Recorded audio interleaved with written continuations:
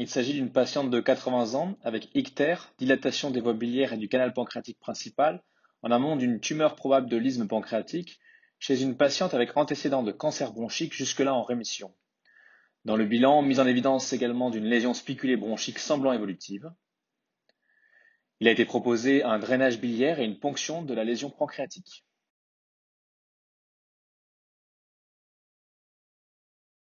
Donc là, je suis à la sortie de l'estomac, je rentre dans le bulbe et d'emblée, donc le premier repère qu'on prend, c'est la voie biliaire. La voie biliaire qui est juste devant nous collée au tube, qui est le premier élément. Derrière, on a l'artère et la veine. Et puis en descendant un petit peu, là, on retrouve le virsum qui vient s'accoler en fait à la voie biliaire, juste au-dessus de la tête du pancréas. Les deux sont très dilatés. Voilà. Et tout ceci vient, alors quand on suit les deux ensemble, qu'on arrive à les retrouver ensemble, ils viennent buter en fait sur une lésion hypoécogène qui est un peu difficile à délimiter parce qu'elle est grande, mais on la voit assez bien. Et qui est cette lésion-là qui mesure environ 27 mm de plus grand axe.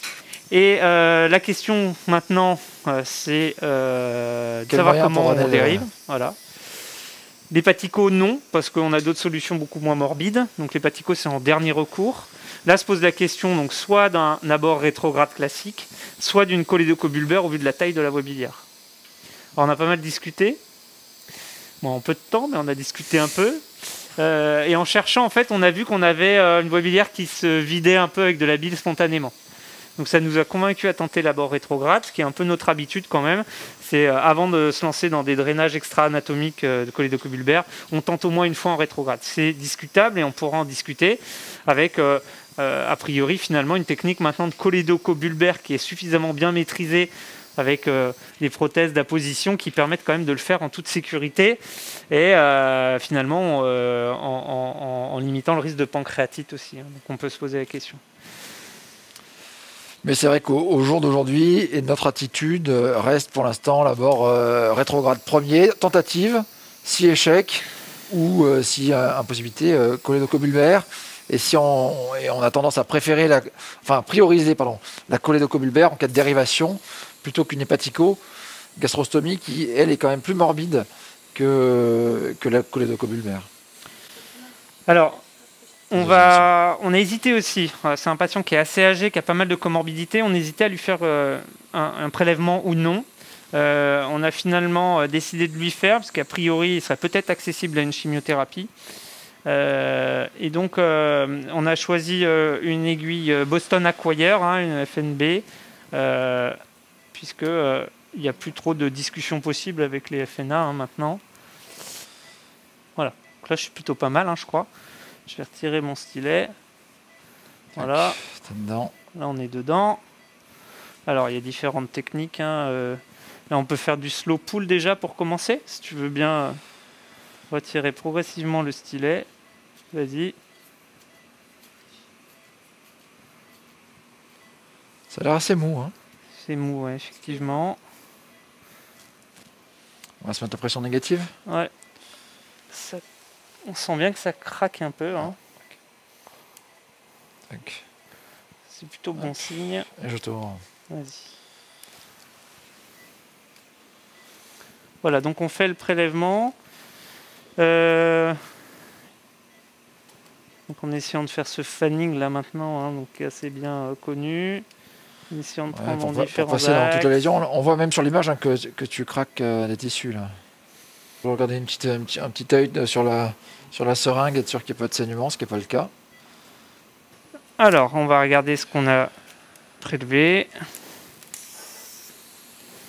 Je vais changer d'endoscope et on passe au KT. On garde l'écho-endo pas loin parce que on va peut-être y revenir. Voilà, donc descente du duodéno.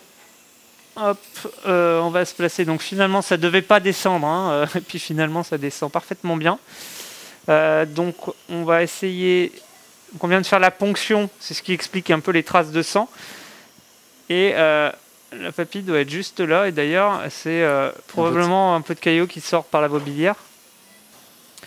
Donc on prend un duodénoscope, un sphinctéro Boston là, avec un Jaguar. Ouais, c'est même un Dreamwire, je crois, qui est là-dedans. C'est le Dream Tome. Et donc, on va commencer par essayer de cathétériser la voie biliaire en rétrograde. Ce caillot fait que je vois pas grand-chose. Non, mais il faut que c'est peut-être ouvert l'orifice. Exactement, ouais. Parce que là, on a l'impression que tu es rentré déjà. Ouais. Moi, je pense que tu es dans la voie biliaire principale. Là. Ouais, en tout cas, on est dans les voies biliaires. Alors, on va voir si c'est voie biliaire. Moi, petit doute sur la vésicule, mais là, ça part quand même vers le foie. Donc, je pense que c'est bon. Vas-y, on va opacifier là, s'il te plaît. Je vais aller opacifier assez haut pour voir si on remplit bien les voies biliaires. Donc voilà, là, on opacifie des petites voies biliaires au-dessus. Alors, c'est marrant, hein, ce gros truc dessous, là, j'arrive pas à savoir si c'est la vésicule ou si c'est... Je pense que c'est le cholédoque qui est très dilaté. Voilà, je pense que les voies gauches sont pas remplies parce que c'est la déclivité, le produit de contraste, il va plutôt en bas, en postérieur. La voie biliaire est bien remplie, ça nous permet de bien voir la sténose, de voir où on va larguer notre prothèse. Et puis voilà, donc on va mettre une prothèse métallique vu le contexte. Métallique, j'aurais tendance à mettre du non couvert. Pour pas avoir le problème du cystique qui vient de se bloquer. C'est vrai qu'on voit pas là, il a toujours. Parce que je sais pas trop où il est, qu'il était dilaté, qu'il communique peut-être. Non, c'est bon, Soline, tu peux laisser le fil guide. Est-ce que tu peux nous dire si tu fais une sphinctérotomie? Bah, c'est la grande question. Alors, c'est pas recommandé, hein, le SGE recommande de pas en faire. Il y a un petit doute, je pense, sur les prothèses couvertes. C'est vrai que moi, j'ai pas eu cette expérience, mais j'entends la majorité des gens qui disent avoir eu des problèmes septiques de couverture du versung et de pancréatite. Et c'est vrai que j'aurais tendance, si j'avais mis une couverte, je pense, à faire une petite sphinctérotomie, toute petite. Là, j'ai pas envie d'en faire. Très bien. T'en aurais fait, toi? Alors moi j'ai tendance à mettre plus facilement du couvert que du non couvert, y compris dans ces tumeurs-là, même si c'est discutable. Et donc je fais une petite sphinctérotomie de 2 mm dans ces cas-là. Ouais, bah, je suis d'accord. Là, mais c'est tout à fait bien discutable et une bonne attitude de mettre du métal non couvert. Surtout qu'on ne voit pas le cystique, effectivement. Ouais. Alors, on ne sait pas s'il n'est pas pris au sommet de la tumeur. Ouais, le cystique, il est dans le coin quand même. Hein. Il avait l'air perméable. On avait l'impression de le suivre quand même sur le scanner. Je sais pas, les cours d'eau, je l'ai vu, mais je n'ai pas vu la communication. On prend une prothèse métal non couverte. Alors du coup, quelle taille on met? Parce que c'est quand même la grande question à chaque fois. Hein, c'est la mesure. Là, je pense qu'on a de la place. La sténose, elle est assez haute. On a de la place. On a un long cholédoque en amont. Enfin, une grosse voie biliaire principale en amont. Il faut au moins mettre du 6, voire du 8. Moi, je mettrais du 6. Mais si tu veux mettre du 8, ça passera aussi parce que là, on a une longue voie biliaire principale. Ouais, parce que ça monte haut, hein, tu as vu, le hill, il est là hein, à peu près. Ouais. Donc, je veux dire, même si on la largue là, on a la place derrière. Ouais. Mais bon, la 6, ça ne doit pas poser de problème. Hein, parce que la 6, elle va arriver là, quoi. Je pense. Si tu veux avoir un peu plus de marge, j'en prends la 8. Ouais, bah, c'est toujours, je trouve, un peu pas évident de décider. 1, 2, 3, 4... Je compare avec le duodéno, moi. Ouais. J'essaie de voir. Mais là, je suis assez loin, tu vois. Si je me cale, regarde, tac. Là, je suis calé contre la papille. Tu vois. Donc là, si tu mesures, tu en as 1, 2, 3, 4, 5, 6. Tu vois, ça passe pas mal. On va prendre la 6, non? J'espère que la 8, des fois, elle soit un peu longue et qu'on soit un peu gêné. Qu'elle dépasse beaucoup.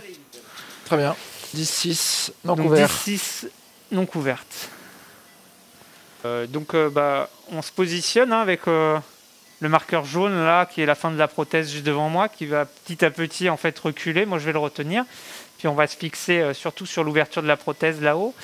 Logiquement le point qui est aux 2/3 là, le point du milieu, lui il est censé pas trop bouger. Voilà, donc on va pouvoir commencer à y aller en synchronisant avec Soline. Voilà, donc là moi je retire progressivement, je garde un œil sur la scopie en même temps. Alors, la prothèse, elle a tendance à faire suppôt vers le haut, hein, donc à remonter. Voilà, faut pas que je la descende plus que ça. Donc là, je vais la laisser un peu remonter. L'attitude de Jérôme, c'est d'avoir tendance à la retenir. Voilà, vas-y, tu peux y aller. Et de garder globalement en haut, je suis bien. Et là, je vais pas faire mieux. Ouais, elle va se faire un peu aspirer, mais tu as vu, j'avais pas trop le choix en haut. Bien, là. Voilà, on va marquer, on va regarder ce que ça donne comme ça. Voilà, donc on est bien, on a un peu de marge là-haut si ça pousse un peu vers le haut. Voilà, et puis après, il faut faire attention des fois en tirant s'il y a une sténose un peu serrée. Moi, j'aime bien me plaquer comme ça. Oui, tout à fait. Retenir la prothèse. Voilà, et puis pouvoir tirer sur, le cathéter. Sur le porteur de la prothèse pour être sûr qu'elle ne fasse pas retirer la prothèse.